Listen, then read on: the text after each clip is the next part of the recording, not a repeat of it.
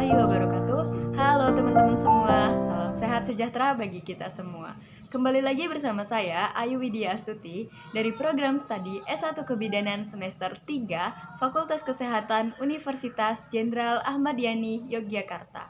Seperti biasa, video kali ini juga video pembelajaran untuk pemenuhan tugas mata kuliah pemeriksaan fisik ibu dan anak, terkait dengan pemeriksaan fisik ibu dan anak. Baiklah, silahkan. Sebelum melakukan tindakan pemeriksaan fisik, bidan melakukan cuci tangan dengan baik dan benar, menggunakan air bersih yang mengalir dan menggunakan sabun dengan mencuci tangan 6 langkah, dan kemudian dibilas dengan menggunakan air bersih yang mengalir. Mencuci tangan dengan baik dan benar wajib dilakukan sebelum dan setelah melakukan tindakan.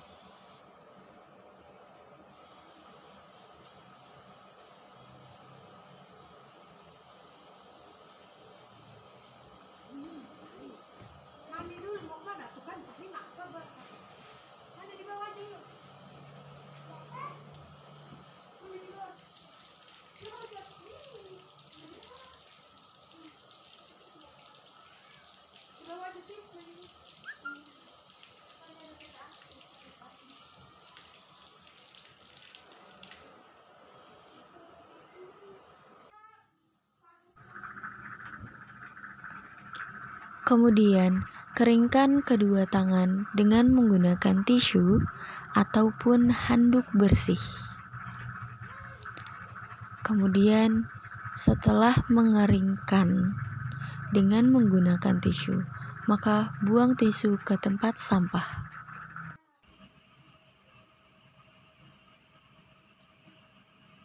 Permisi Ibu, selamat siang. Perkenalkan, saya Bidan Ayu Widya Astuti yang bertugas pada siang hari ini. Baik Ibu, sebelumnya saya beritahukan dulu ya Bu, untuk segala bentuk privasi semuanya sudah aman dan terjaga. Semuanya sudah tertutup, baik itu tirai, pintu, dan semuanya sudah tertutup ya Bu. Baik Ibu, sebelumnya nanti Ibu akan dilakukan segala bentuk pemeriksaan fisik, baik itu tinggi badan, berat badan, pemeriksaan kepala, pemeriksaan wajah, pemeriksaan leher, pemeriksaan payudara, pemeriksaan abdomen atau pemeriksaan perut, dan pemeriksaan genitalia eksternal. Baik Ibu, apakah Ibu setuju dengan tindakan yang akan dilakukan? Baik, jika Ibu setuju. Apakah ada pertanyaan, Bu? Baik, jika Ibu setuju dengan tindakan yang akan dilakukan dan tidak ada pertanyaan, saya data dulu ya, Bu.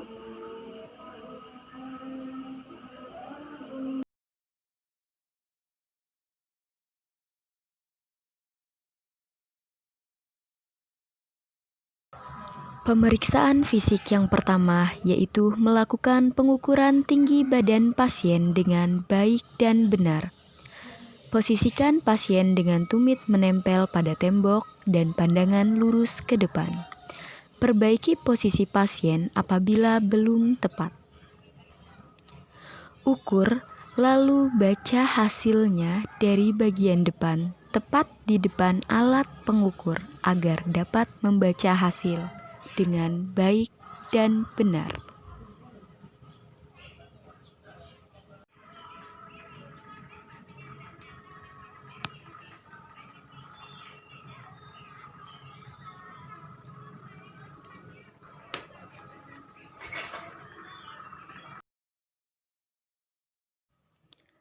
Berbeda dengan pengukuran tinggi badan pada ibu, pengukuran panjang badan pada bayi dilakukan dengan cara berbaring. Letakkan bayi di atas pita ukur, kemudian luruskan kaki bayi dengan menekan lutut bayi dan posisikan telapak kaki bayi seolah-olah menapak pada papan, sehingga kita bisa menentukan berapa panjang dari bayi.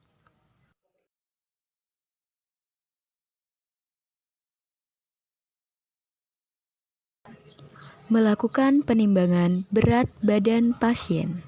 Pandangan pasien lurus ke depan. Penimbangan berat badan pasien dengan baik dan benar. lalu baca hasil di posisi yang benar.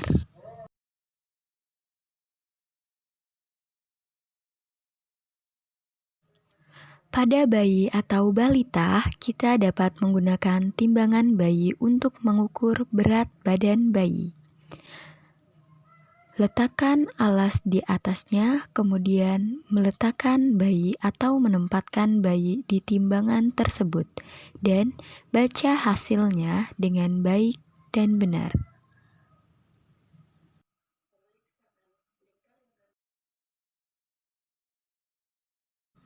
Pemeriksaan lingkar lengan atas dilakukan pada pemeriksaan ibu hamil dan juga pemeriksaan bayi atau balita.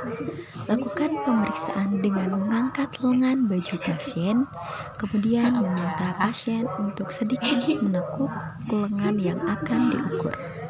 Lalu, ukur dari mulai pundak, ujung siku, dan ambil nilai tengahnya. Kemudian putar dan ukur dengan menggunakan pita lila. Kemudian baca hasilnya. Nah, baca hasilnya. Nah ya, ambil nilai tengahnya. Kok ada ininya nih? Kok ada ininya tuh? Tulisan aja sayang. Diam ya, bentar ya.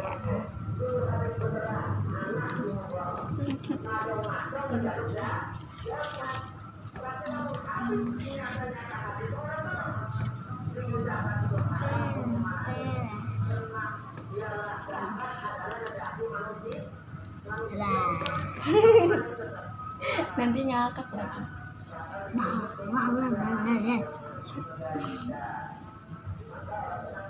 Kelihatan gak sih?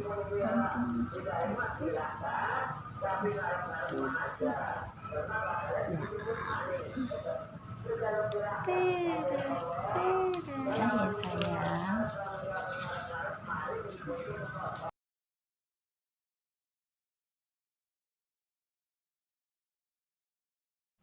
Pada pemeriksaan bayi dan balita, ada tambahan pemeriksaan ukur lingkar kepala dan lingkar dada. Untuk mengukur lingkar kepala, kita bisa awali dari bagian dahi, bagian tepi atas telinga, bagian kepala belakang, bagian tepi atas telinga, kemudian kembali lagi ke dahi. Kemudian baca hasilnya. Iya, pintar Dede. Kita yang merah. Bendera taruh di sini.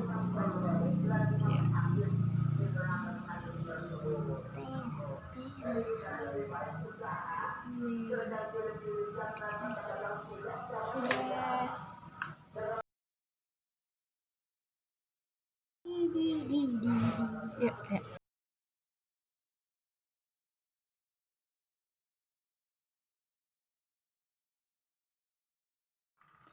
Melakukan pemeriksaan tanda-tanda vital yang meliputi pemeriksaan tekanan darah. Posisikan pasien dalam posisi tidur terlentang. Periksa tekanan darah pasien dengan menggunakan tensimeter. Baca hasil tekanan darah, kemudian sampaikan hasilnya pada pasien. Kemudian, lepaskan manset secara perlahan.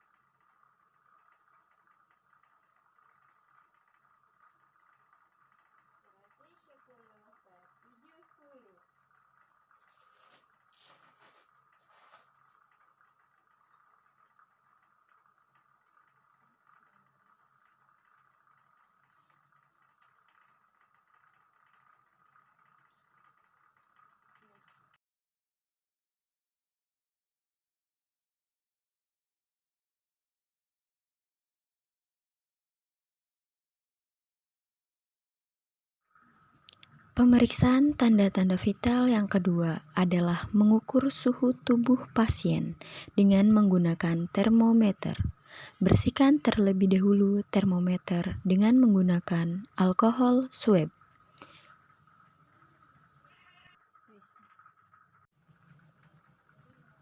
Nyalakan tombol pada termometer, kemudian tanyakan kepada pasien apakah pasien bersedia untuk dilakukan pemasangan oleh bidan atau pasien akan meletakkan termometer sendiri pada salah satu ketiaknya.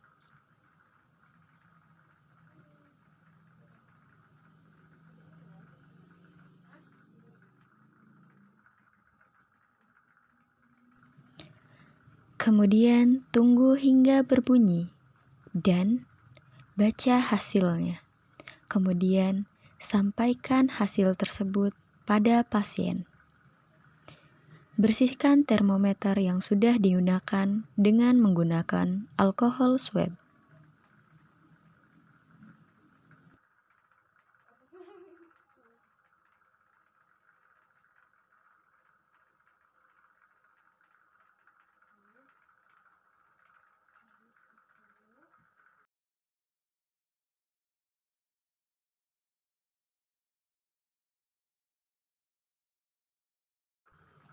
Pemeriksaan tanda-tanda vital yang ketiga adalah memeriksa atau menghitung denyut nadi dengan meraba nadi pada pergelangan tangan, lalu dengan bantuan jam tangan, hitung selama 1 menit penuh. Dan sampaikan hasilnya kepada pasien.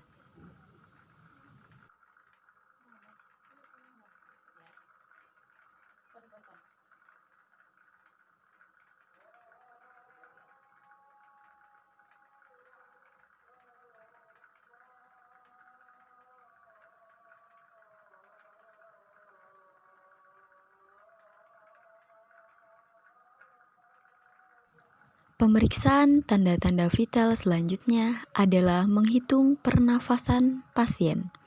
Letakkan tangan pasien di atas dada.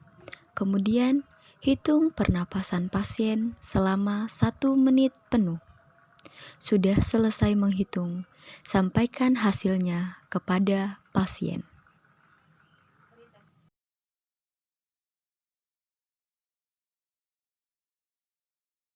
Selanjutnya saya akan memeriksa bagian kepala, muka, dan juga leher ya Bu ya. Nanti apabila Ibu merasa tidak nyaman atau sakit, Ibu sampaikan ya. Misi ya Bu ya, saya awali pemeriksaan dari bagian kepala dulu. Misi ya Bu ya.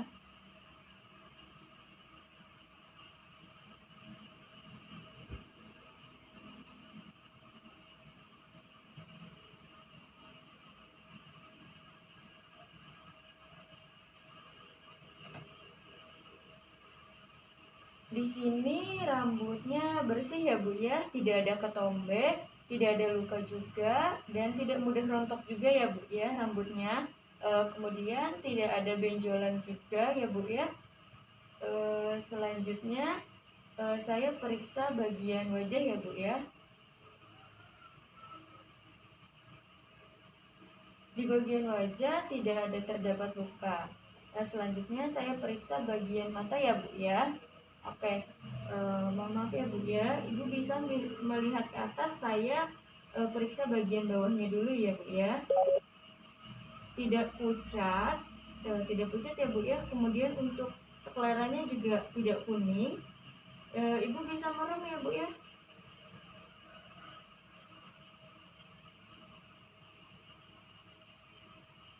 Ibu merasa sakit tidak? Oh, baik. Tidak ya Bu ya. Ibu merasa sakit tidak? Tidak ya Bu ya. Tidak ada pembesaran pada palpebra juga ya Bu ya. Kemudian Ibu bisa membuka mulut. Mohon maaf. Ibu bisa membuka mulut. Saya periksa dulu bagian rahang ya Bu ya. Melet Bu, mohon maaf. Untuk di bagian mulut tidak ada pembesaran kelenjar tonsil ya Bu ya. Kemudian giginya juga tidak ada yang berlubang. Kemudian ada sariawan tidak ya Bu ya? Oh tidak ada ya Bu ya. Mulutnya juga bersih.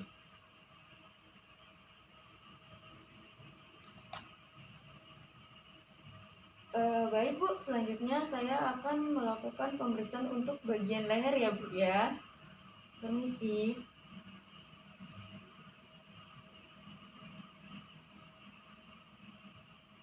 Di sini tidak ada pembesaran kelenjar limpa ya Bu ya.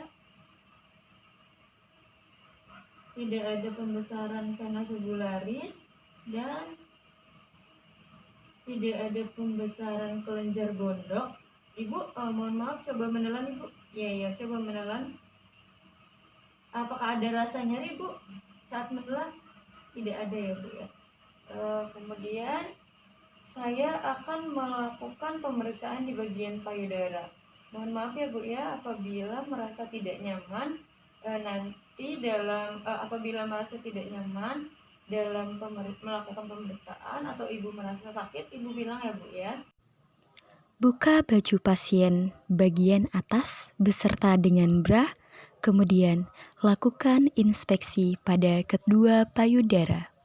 Lihat perintisan dan bentuk payudara. Berikut juga dengan puting susu.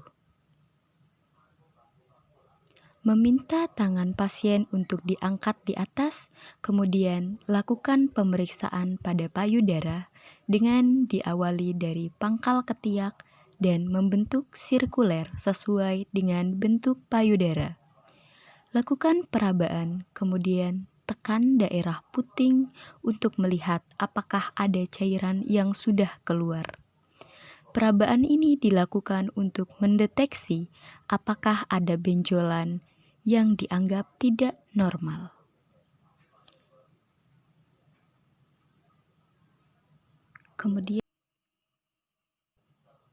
Kemudian setelah melakukan pemeriksaan, tutup kembali baju pasien.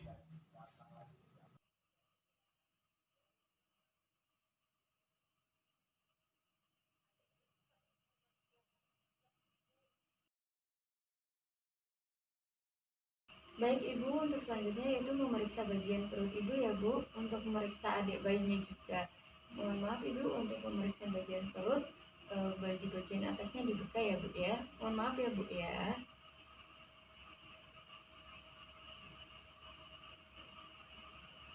Tadi usia kehamilannya 32 minggu ya Bu ya. Mohon maaf Ibu, kakinya agak sedikit ditekuk. Baik. Di sini terlihat tidak ada bekas-bekas operasi ya Bu.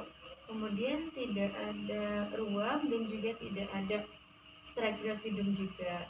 Baik, saya ukur tinggi fundus tadinya ya Bu. Maaf Bu, saya periksa dulu.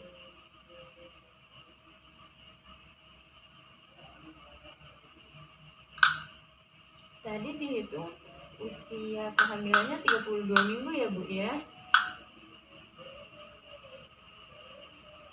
Ukuran tinggi fundus uterusnya normal ya Bu ya, sesuai dengan usia kehamilan 32 minggu, yaitu ukurannya 30 cm. Lanjut ke pemeriksaan ya Bu ya. Ini di bagian atas teraba bulat dan tidak melengkung ya Bu ya. Dia lentang. Adik bayinya suka menendang sebelah mana Bu? Kanan atau kiri? Oh, kanan ya Bu ya. Oh iya, ini Bu, ini ada katup tangannya dan juga bagian-bagian terkecil janin. Pantas adik bayinya suka bergerak-gerak di sebelah kiri ya Bu ya.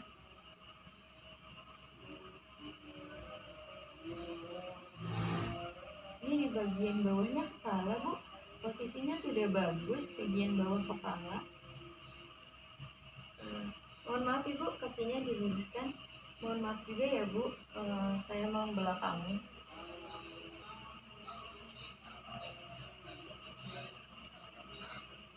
karena usia kehamilannya baru masih 32 minggu, jadi kepalanya belum turun ke rongga panggul ya Bu ya. Kemudian saya dengarkan detak jantung janinnya dulu ya Bu, karena tadi bagian-bagian terkecilnya sebelah kanan saya periksa selesai.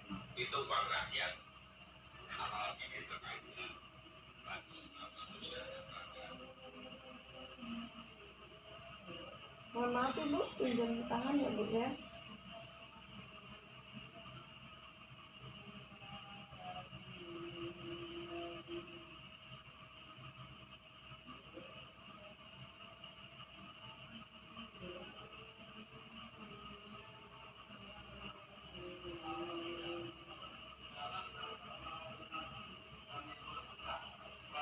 Denyut jantungnya bagus Ibu, normal 110 per menit.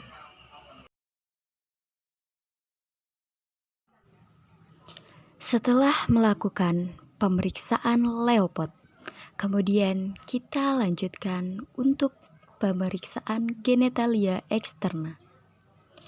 Bersihkan tangan dengan menggunakan hand scrub, kemudian letakkan peralatan yang akan kita gunakan secara ergonomis dan ekonomis. Memasang perlak di bawah bokong ibu atau pasien. Dekatkan bengkok. Buka kom yang berisi kapas DTT.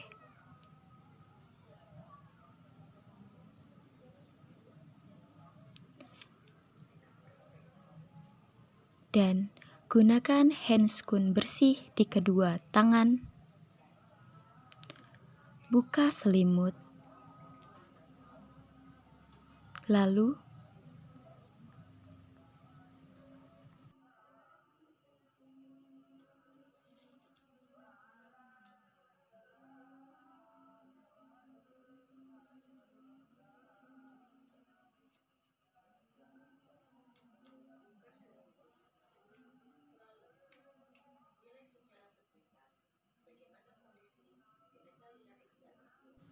buka selimut, lalu nilai secara sepintas bagaimana kondisi genitalia eksterna. Apakah terdapat luka, pembengkakan, varises, atau cairan yang keluar dari jalan lahir. Kemudian, ambil kapas DTT sesuai dengan kebutuhan, kurang lebih 5-6. Lalu, bersihkan genitalia eksterna dengan menggunakan kapas DTT yang sebelumnya diperas terlebih dahulu airnya. Labia mayora dibuka dengan menggunakan tangan kiri. Kemudian, bersihkan labia mayora kanan dan kiri dengan menggunakan kapas DTT. Bersihkan labia mayora kanan, usap, buang. Bersihkan labia mayora kiri, usap dengan kapas, buang. Dan dilanjutkan, bersihkan labia minora kanan dan kiri dengan menggunakan kapas DTT. Kemudian, bersihkan labia minora kanan dengan kapas DTT, buang.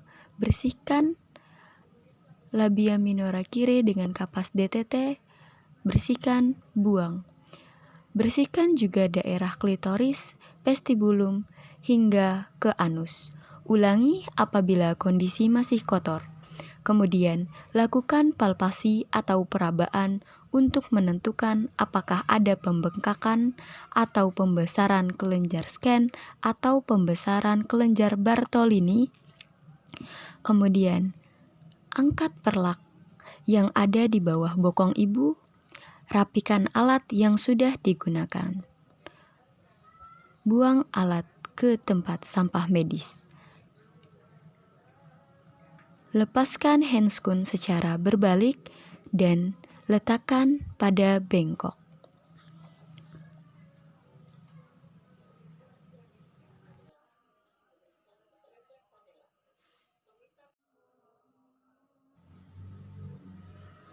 Dekatkan bengkok. Buka kom yang berisi kapas DTT dan gunakan handscoon bersih di kedua tangan. Buka selimut, lalu nilai secara sepintas bagaimana kondisi genitalia eksterna. Apakah terdapat luka, pembengkakan, varises, atau cairan yang keluar dari jalan lahir?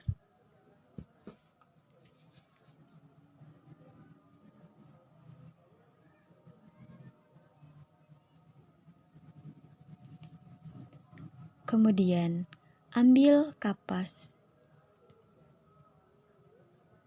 DTT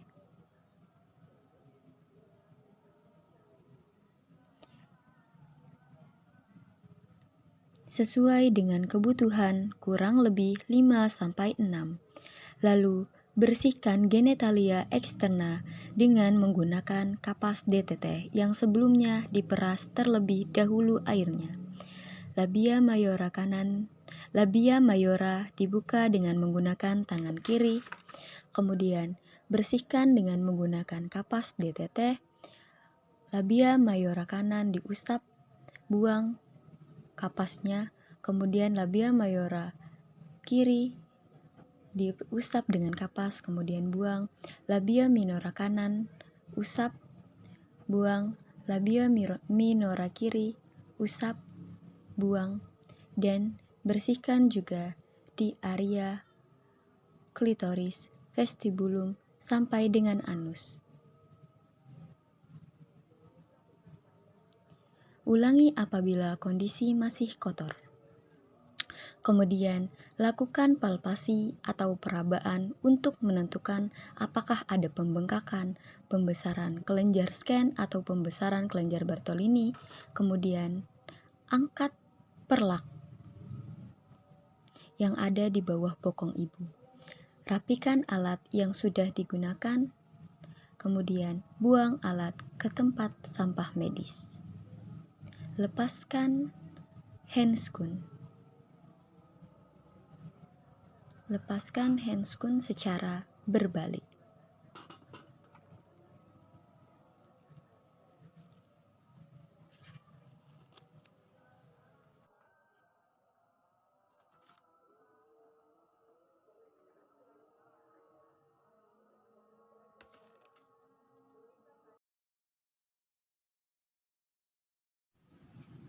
Pemeriksaan selanjutnya adalah pemeriksaan pada refleks patella. Meminta pasien untuk duduk di tempat tidur dengan rileks, kemudian tentukan tendon yang berada pada lutut dan pukul dengan menggunakan hammer hingga pinggul refleks. Apabila pemeriksaan sudah selesai, rapikan kembali pasien dan catat semua hasil pemeriksaan untuk menentukan diagnosa.